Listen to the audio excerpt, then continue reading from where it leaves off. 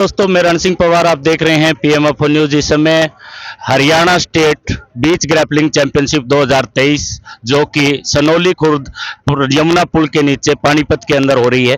तो हमारे साथ में जीसीआई के चेयरमैन दिनेश कपूर जी जुड़े हुए हैं, इनसे बातचीत कर लेते हैं। पहले तो आपका स्वागत है सर। धन्यवाद रण सिंह जी।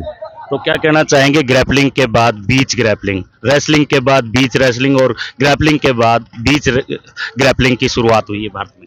देखो, नाम बीच का है, वैसे ट्रेडिशनल जो अपनी रेसलिंग थी, जो मिट्टी की कुश्ती थी, हमने उसको दोबारा उठाया है क्योंकि जो हमारी अब कुश्ती मॉडर्न हो चुकी है।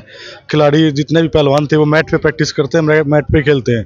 दंगल कुछ एक गांव में ही हो पाते हैं, तो हमने ग्रैपलिंग को भी उसी माहौल में लेके गए हैं क्योंकि जो प्राचीन हमारा मल्ल युद्ध था मिट्टी में होता था, आज ग्रैपलिंग भी मैट पे होती है।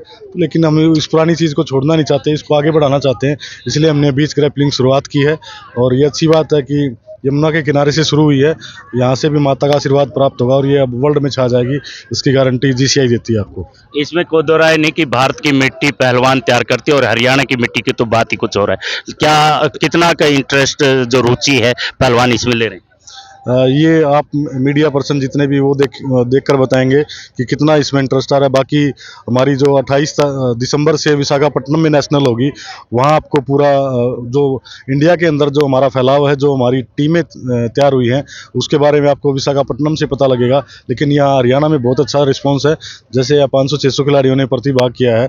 आगे ये पहली बार है इसलिए कम है, अगली बार से सभी अखाड़े इसमें प्रतिभाग करेंगे। और बाकी जो एक दो डिस्ट्रिक्ट नहीं आ पाई हैं किसी कारण से, कुछ एग्ज़ाम्स वगैरह की वजह से, तो अगली बार कोशिश रहेगी कि इससे भी कम से कम 2 गुना खिलाड़ी जरूर यहाँ उपलब्ध हो। चेयरमैन साहब, जैसे कोई भी खेल है उसका प्रादुर्भाव होता है, तो उसके अंदर मान लो ग्रैपलिंग पहले आपने चलाई, 3 साल से लगातार उसमें काम कर रहे हैं। अब बीच ग्रैपलिंग एकदम से खिलाड़ी नहीं आते हैं, लेकिन यहाँ तो हजूम उमड़ा है खिलाड़ियों का। देखो, नीतियां हमारी जो शुरू से आज तक चलती रही हैं, साफ सुथरा खेल हम चला रहे हैं। किसी प्रकार का किसी टेक्निकल ऑफिशियल पर दबाव नहीं होता है। कोच जितने भी आए हुए हैं वो संतुष्ट होकर जाते हैं। किसी प्रकार का कोई ऑब्जेक्शन आता तो हम उसको पूरा आदर देते हैं, उसको पूरा सुनते हैं, उसको निर्णायक मंडल से डिस्कस करते हैं और उसके बाद ही उसका निर्णय लेते हैं। ऐसे जल्दबाजी में या किसी पे थोपने वाली कोई चीज़ नहीं होती, क्योंकि खिलाड़ी कोई किसी भी क्षेत्र से आए, किसी भी जिले से आए, किसी भी प्रदेश से आए, वो एक खिलाड़ी है और हमारे लिए हर एक खिलाड़ी महत्व रखता है। इसलिए हम एक एक खिलाड़ी के बारे में सोचते हैं। इसलिए आज हमारे एक ही आह्वान पर इतने सारे खिलाड़ी इस खेल को खेलने के लिए मैदान पर उतरे हैं। जीसीआई की बात करें तो ग्रैपलिंग को अंतर्राष्ट्रीय स्तर पे एक पहचान बनाई है भारतीय पहलवानों ने जीसीआई के तत्वाधान में। तो बीच ग्रैपलिंग के बारे में क्या सोच? बीच ग्रैपलिंग पहली बार इंडिया से स्टार्ट की, क्योंकि मल्ल युद्ध हमारा ही था, वो किसी और जगह से शुरू नहीं हुआ था। और प्राचीन जितनी भी गाथाएं हैं उनमें आप सुनते हो उसको, तो यहाँ से हमने शुरुआत की है और जमुना माँ का हमने आशीर्वाद लिया है। यहाँ से अब इसको पूरे विश्व में फैलाएंगे और निश्चित रूप से अगले 3 साल के अंदर मैं गारंटी देता हूँ कि ये बाकी खेलों की तरह ओलंपिक कमेटी तक पहुँच चुका होगा। बहुत बहुत धन्यवाद। हमारे साथ चेयरमैन साहब जुड़े हुए थे, हरियाणा के जनरल सेक्रेटरी जुड़े हुए हैं। विनोद शर्मा जी से भी बात कर लेते हैं, क्योंकि हरियाणा की ग्रैपलिंग बीच कमेटी जो है इसको चला रही। तो क्या कहना चाहेंगे, जो राष्ट्रीय कमेटी से भी बहुत सारे पदाधिकारी यहाँ पे पहुंचे हैं, आपका सहयोग और आशीर्वाद देने के लिए पहलवान? ये हमारा सौभाग्य है, इंडिया के जो पदाधिकारी इस टूर्नामेंट में पहुंचे और इनका पूरा पूरा आशीर्वाद हरियाणा पे हमेशा बना रहता है, क्योंकि हरियाणा के बहुत अच्छे खिलाड़ी हैं और खिलाड़ियों के लिए ये जो हमने एक मुहिम चलाई थी उस पर हम आज पूरी तरह संतुष्ट है। हमारे खिलाड़ी भी संतुष्ट है और आने वाले समय में हमारे खिलाड़ी ओलंपिक तक जाएंगे, ये हमारा पूरा विश्वास है।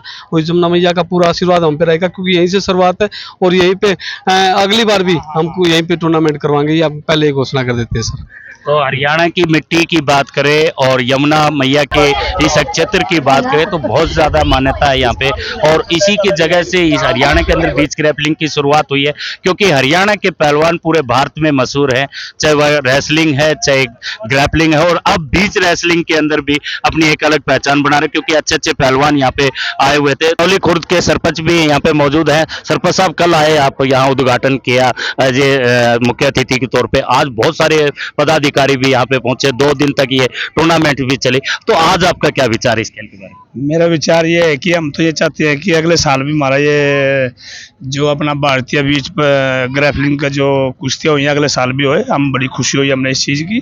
और आगे भी चलो, अब तो मैं थोड़ा लेट पता लगा, लेकिन आगे से भाई साहब अपने कोच साहब कह रहे हैं कि पहले से बताएंगे, उसमें भी हम आगे से बढ़ चढ़ का हिस्सा लेंगे। और जो हमारे चेयरमैन साहब और हमारी मेयर पानीपत की जो आई है, उससे हमने बड़ा अच्छा लगा कि हमारी इस पवित्र धरती पर वो यहाँ उन्होंने मतलब अपने पैर रखे, तो हम बड़े खुश हैं।